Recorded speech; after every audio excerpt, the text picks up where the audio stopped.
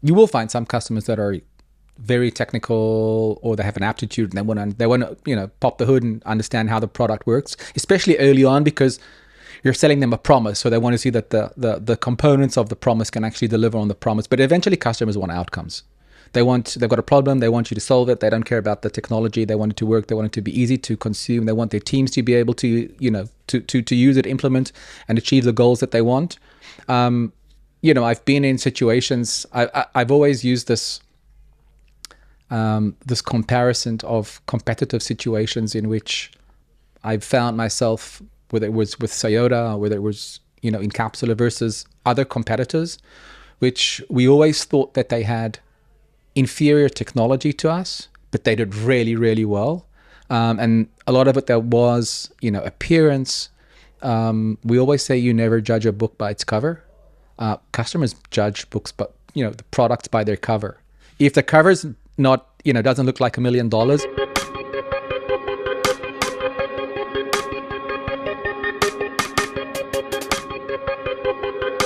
Marc Gaffan, welcome to 20 Minute Leaders. Thank you so much for being here. It's great to be here. Thanks for having me. I really appreciate your time. Marc, you've been at the cybersecurity landscape for a long time. 20 years. 20 years. And today you're definitely considered one of the, most amazing entrepreneurs here in not only the Israeli ecosystem, but in the cyber ecosystem. And the companies that you've been a part of and today you're leading, I think are really consistently are looking at the way that the cybersecurity is evolving. And I know as a cybersecurity entrepreneur, I'm taking a lot of inspiration from the work that you're doing and the way that you're looking at both at the market, but also from a product perspective.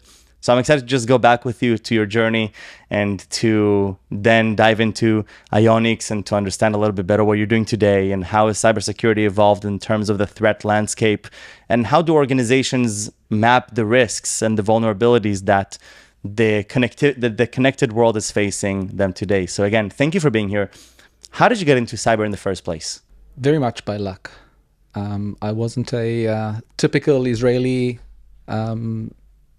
offensive cyber attacker in the military. I was a real soldier. I hope none of my kids take offense to that because I have both. What are they doing in the army?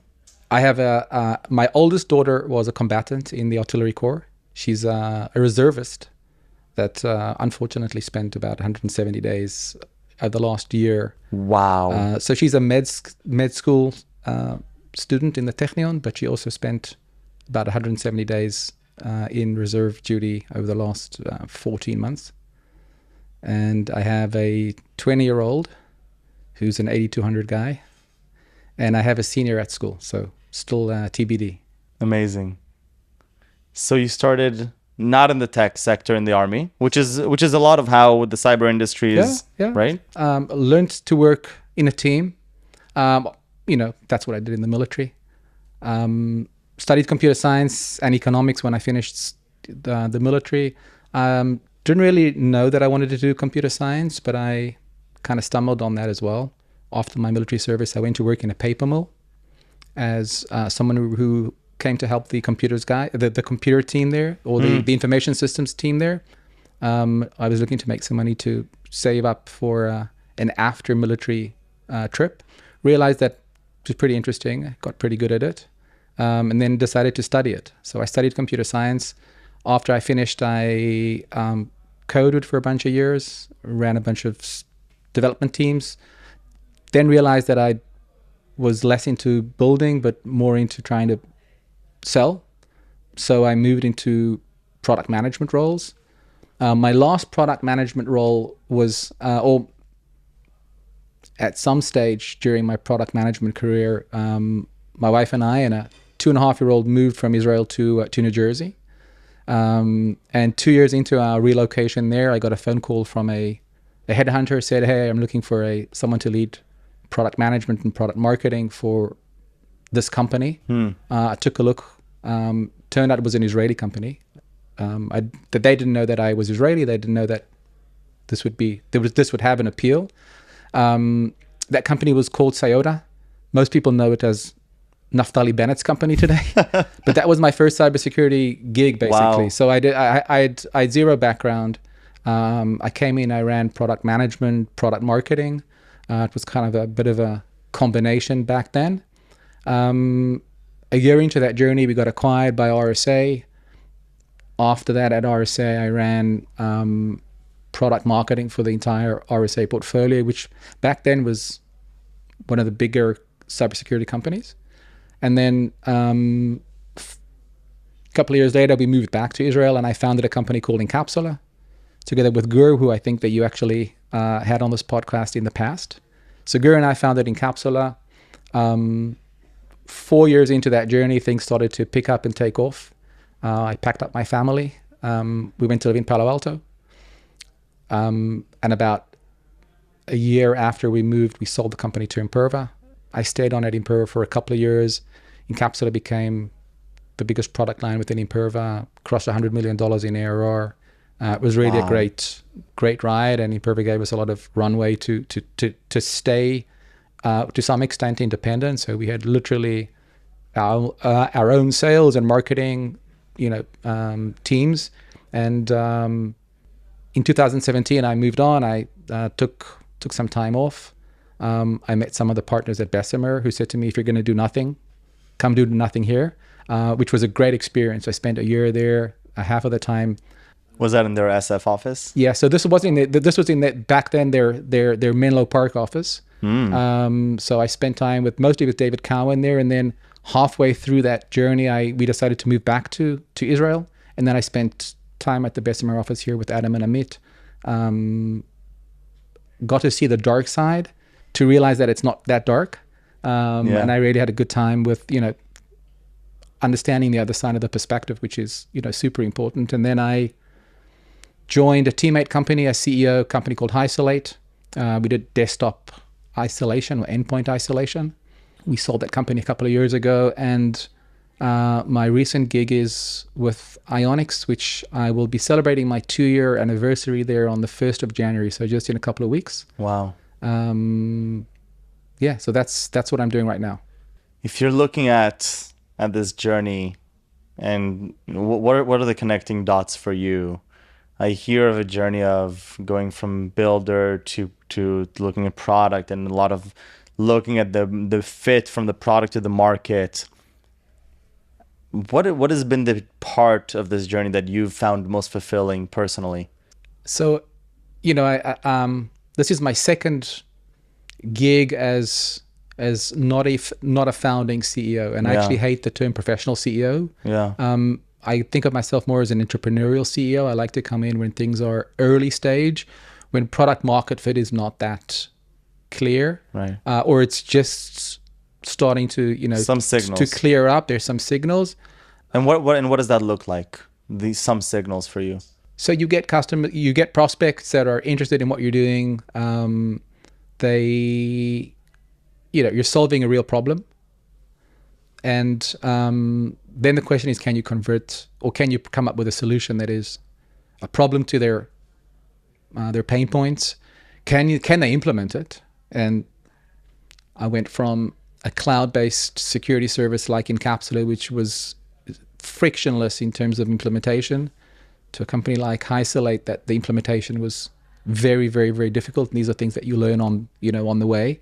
Finding product market fit is finding finding a solution to a real pain that customers can adopt. And it's not easy to adopt, even if they've got a big pain and you've got a great solution. If they can't adopt it because of multiple constraints, it's not going to take off. And you've got to be better than your competitors. So those are the things that you've got to come up with in order to make it work. And then, of course, that's just the product market fit, which is also not a binary thing. So product market fit is not either you've got product market fit or you haven't. It comes in more than 50 shades of gray, and it's constantly changing because the competitive landscape is changing. The problem that you're trying to solve evolves.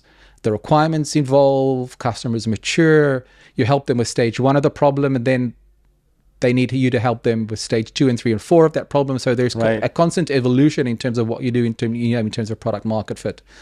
And I like that. I like talking to customers, understanding what their problems are, trying to come up with solutions that I think we can solve. And it's not just, as I said, it's not just a technological solution. It's trying to factor in the technology, the feasibility of implementation, the competitive positioning that you've got. Those are the things that I like trying to fuse together. I mean, in a lot of ways, it feels that a big part of it is not just the technology. One would think, because we're also in a deep tech ecosystem, and many of the things that you get to deal with, that you got to do and you get to do today, are technologically heavy. From the customers and the market perspective, do they even care about the technology? Because what you're saying here is that a lot of it, the attention is on the feasibility. Is it a real enough problem? Can you actually implement it, and will it function better than the competitors? I haven't heard of, what's the technology here, and who cares about that? I think that most customers don't care about the technology. You will find some customers that are very technical, or they have an aptitude, and they want to pop the hood and understand how the product works, especially early on, because you're selling them a promise, so they want to see that the components of the promise can actually deliver on the promise. But eventually, customers want outcomes. They've got a problem. They want you to solve it. They don't care about the technology. They want it to work. They want it to be easy to consume. They want their teams to be able to to use it, implement, and achieve the goals that they want. I've been in situations. I've always used this this comparison of competitive situations in which I've found myself, whether it was with Toyota or whether it was, in Capsula versus other competitors, which we always thought that they had inferior technology to us, but they did really, really well. And a lot of it there was, appearance. We always say you never judge a book by its cover. Customers judge books, but the products by their cover. If the cover's not, doesn't look like $1 million, they're not even going to open the book, especially if they are walking in the corridors of a massive library and there are so many books on the shelves that they've got to see the book that's that really attracts them. And I use that obviously as an analogy, especially as in the cybersecurity space. Security teams are getting calls every day. Everyone's fighting for attention. Everyone's got a problem to solve their current solution. Everyone's got a solution to solve their current problem. Yesterday's problem that they've solved, that they've found a better way to solve. Tomorrow's problem that they haven't even thought about. So it's a super competitive environment. You've really got to shine from the beginning, meaning the presentation that you do, the POC that you do. Of course, the product's needs to look like $1 million. We always tend to think, hey, B2B products, technologists, the product doesn't need to be, super fine, and user experience isn't that important. It's so important. Many of our customers are not able to dive into the deep details of what's the technological difference between us and another competitor or another product. They judge things emotionally, superficially, based on word of mouth or reputation. Those are things that you got to get in order to really scale. And then that's a little bit counterintuitive, I think, to a lot of entrepreneurs, especially in our ecosystem here in Israel, right? I mean, we're growing up from 80 to 100, not everybody, but a lot of the cyber entrepreneurs, especially today, right? One here, that you grow up thinking, okay, wow, I have this incredible technology that I'm so proud of, and I'm putting 90% of my effort there, but it's actually that's a bias. It should be 90% on how do you frame it to the customer that fits their needs and their constraints, and it needs to work, obviously, but we don't nearly give enough attention to the presentation. Right, and I would say that it's almost on two fronts. One is actually understanding the customer's environment. So how does this product fit into their environment? How does it solve a problem that they've got? The other is also understanding your audience. We tend to think, and I've seen this a lot with a lot of really smart 80 to 100 graduates and techs in general, that they often don't realize that the audience that's going to operate the tools is an audience that is way less skilled from a technology. Not everyone's a nation state attacker. And you're building products that need to be made accessible to hundreds of thousands of security analysts, technicians, SOC operators, it's literally like, not everyone can fly a rocket ship. Most people can drive a car, and that's how transportation has been made accessible. We've got to take that into consideration when we build products, both in terms of how to use them, understanding them, realizing the value. It needs to be made accessible to the very broad audience who are actually going to be using the product. So I'd love to hear how you've made that accessible in Ionics, but take me a step back for a second. So 2 years ago, in 2 weeks, you joined Ionics as CEO, and obviously we're living in an ultra connected world. Assets are getting more and more connected by the day. We're seeing vertical AI agents shooting through the roof, and my estimate is that the world will become 10 times more connected over the next just couple of years, simply due to the sheer innovation that we have with all of the tools that AI will bring in a verticalized way. What is it, starting from the pain point and the problem to be solved, what does this mean for organizations, this ultra connectivity? So, before I joined, I obviously spent time with a company doing my own due diligence on, do I want to spend my next 10 years, doing this? You never know how long these journeys are. And when I looked at the problem, I realized that the problem that we're out to solve is a challenging problem. And I almost, when I try to define the problem that we're trying to solve, it's this 3 or 4 pillar problem. The attack surface of an organization is growing on an ongoing basis exponentially. More and more assets are spinning up. So much more infrastructure today is driven by code. And one of the biggest challenges is that the infrastructure that we have today is not just run by the organization, it's run by your partners, by your vendors. So the span of control that you have across your attack surface is somewhat challenging, or is very challenging. The second thing is the amount of changes that we do across the attack surface. Studies are showing that 5% of your digital assets go through a config change, an upgrade, a software upgrade every single month.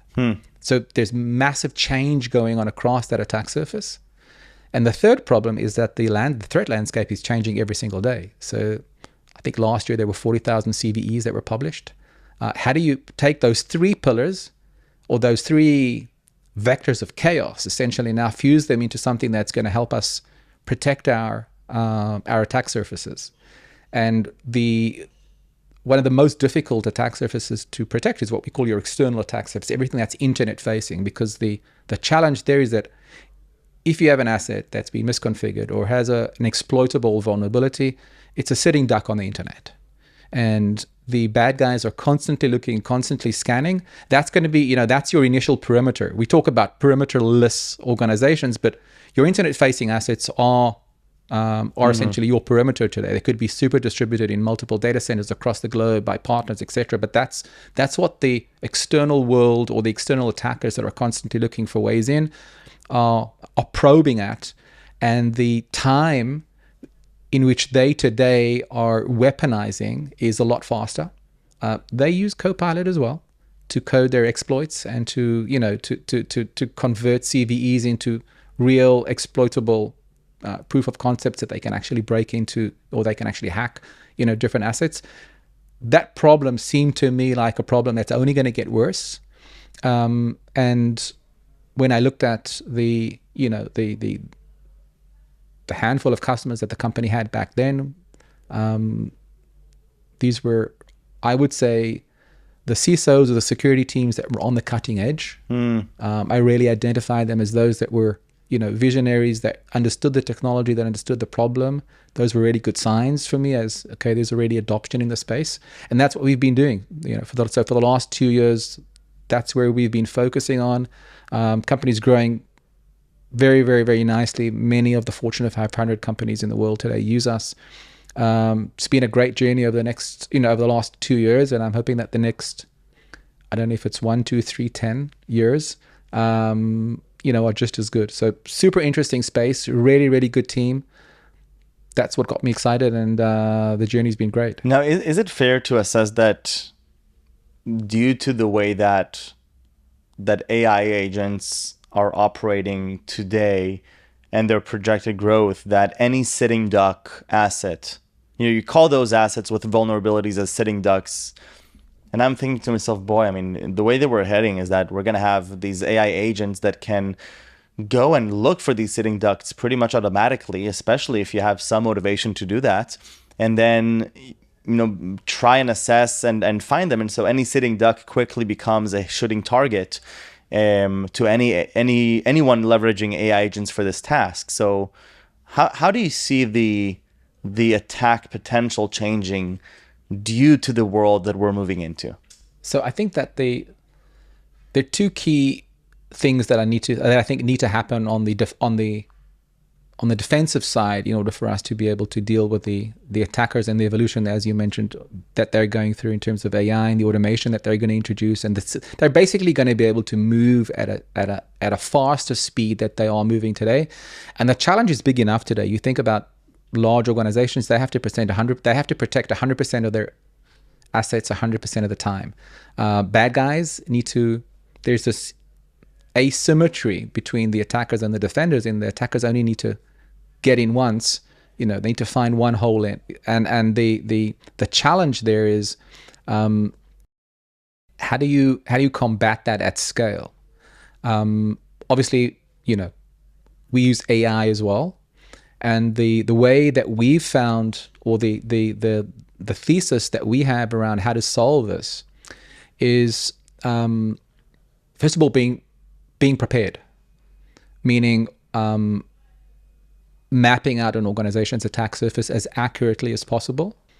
And the other thing, which is even more important, is trying to really understand the real exposures that organizations have versus the 10,000 CVEs that they have in theory, in Right. which only a few are actually exploitable. Our goal is to find those real exploitable misconfigurations, CVEs that the organization has, that are most likely going to introduce most of the exposure that an organization has. So being able to constantly be looking at an organization, understanding what their weaknesses are, evaluating them with a lot of context, okay?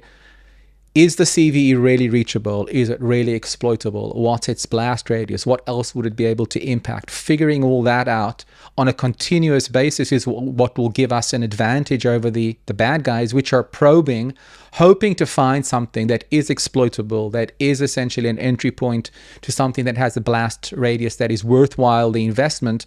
Being proactive around that and understanding the context is hopefully how we help our customers win that war. Give me a little bit more into the world of from theory to practicality in the context of your line of work and in cybersecurity in general. Because, fine, you have 10,000 CVEs. A lot of them are in theory. You give a CISO, listen, you have 10,000 CVEs. They'll say, well, what do I do with that, right? So talk to me a little bit more about how to translate theoretical risk to practical risk in your line of work. So it's a great question and a good observation. I think I recently wrote a blog post on our website talking about the fact that security teams are drowning in visibility. Now, that's kind of an oxymoron because everyone says, hey, I need visibility, we need perfect visibility, we need perfect visibility in order to solve the problem. The challenge is that visibility has become noise. And if you look at the initial evolution of the category, the external attack surface management category that we played in or played in, it was all about help me map out my attack surface effectively, because I've got lots of blind spots. I've got shadow IT, I've got vendors, I've got assets that we thought we decommissioned, but we didn't really decommission, and we've got shadow IT and all that. Help us get visibility. What transpired after that first wave of discoveries that organizations are saying, okay, so what do I do with all this now?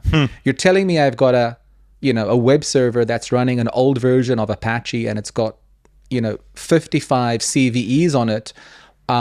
You've just created more work for me. Should we really patch them? Which of them should we really patch?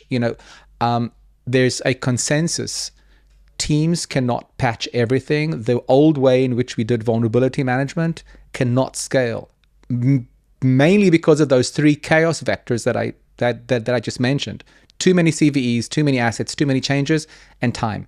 So those are the constraints that we've got to solve. And the way or the approach that we've taken is this is a marketing slogan, but we want to give you the broadest coverage, but the sharpest focus so that you know exactly what to fix. And in order to determine that, you need a lot of context.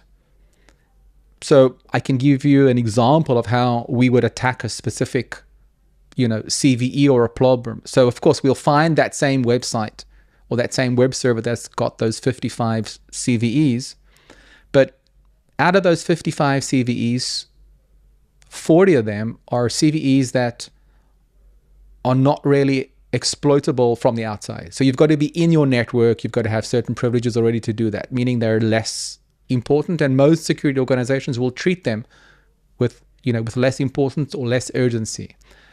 Out of those 15 that are now applicable to an external attacker, 10 are, there's never been a POC found in the wild for that, meaning it's a CVE, but no one's really built an exploitation capability around it. The chances of an enterprise getting attacked with that type of a vector is slim. It can happen. That's what 0 days are about. But first of all, 0 days, when they come out or when they're discovered, the market addresses them. So now you've got only 5 of those 55 that potentially could be exploitable and are being exploited in the wild by the bad guys. You have to test. So what we provide our customers is an actual test to see whether that specific weakness or CVE is in fact exploitable. And we'll find that only one of them is really exploitable. Now, why were the other 4 not exploitable? First of all, some of those, or that asset may be sitting behind some type of a compensating control. They may be sitting behind a firewall, or it may be sitting behind a web application firewall or a network service that essentially mitigates a lot of those threats. So in theory, they would have been exploitable, but in practice, there's some type of mitigating measure in place that makes that benign.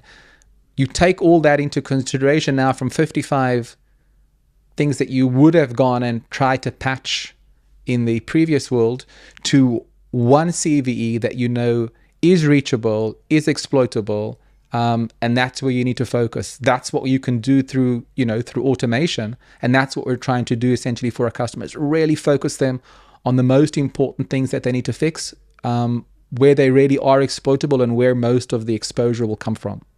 Broadest coverage and sharpest focus. That's the kudos to my marketing team. I have it written down. How do you, from your experience, you've been on the product marketing and sales side for 4 companies now? Sayota, Imperva, Isolate, Ionix. What does it come down to building a product that security teams really love once implemented? So we talked a little bit about the sales. Once you're in there, and it provides the value that it says you're going to provide, how do you get them to really love the product that you're building? Does that exist? Do security teams love products? I do think that security teams do love certain products. The products need to work for their users and not vice versa. I mean, we need to get our products to work for our users, not our users to work for the products. And that's important. We also need to realize that our customers, the users of our products, don't sleep, eat, breathe our products like we do. They don't know every single corner in the product. They sometimes log into the product once every couple of days, every couple of weeks. We've got to realize that it's a task that they often don't do on an ongoing basis, and we have to help them do those tasks as easily as possible. So products need to be intuitive. There's great ways today, even with AI agents, to make the product even more accessible. In fact, I have a theory that products will not look like the products products will not look like the way they look today 5 years from now. You're not going to log into a product and you're going to have to look for the menu item or for the button. There's going to be, or there should be, an agent there that says, hey, I want to do this, and either takes you exactly to that page and to that function, or actually does it for you. So the whole interface is going to be a lot more you're going to have a personal assistant in every application that really is taking you through the journey, which is a great opportunity for us to change the way in which we use product. We just got to do that quickly. And I think that the last 2 years in terms of AI have made this possible. My directive to my team is that's the future of how companies are going to consume products. We need to go in that direction. Right, and the translation is, instead of coming in and seeing a big dashboard with a bunch of the sharp vulnerabilities, you have a sort of a Jarvis that you talk to about, okay, these are the 5 CVEs that we actually should take care of, and here's how you would want to take care of them. Oh, and by the way, while you were sleeping, we actually took care of it. And so you can continue in your day. Correct. I mean, even data analysts, or if you're going in and making a config change in your application, why would you go and have to figure out where that specific screen is on to make that config? Why wouldn't you just talk to an agent or write to an agent and say, hey, I want to add a user to the system. This is their email. This is their phone number. Bam, it's done. I want to, can you produce a report with A, B, C, D, E, F, and G? And I want to see, for this specific time span. That's how products are going to be used. Zero learning curve. That's really where products need to go, because the technology is available now to do that. Mm-hmm. Absolutely. Marc, this was such an awesome conversation. Thank you so much for being here and for joining me and for sharing with me both about your own journey and that of Ionix. Best of luck, and I can't wait to continue being inspired from the side. Thanks very much. It's great being on the show. Thank you.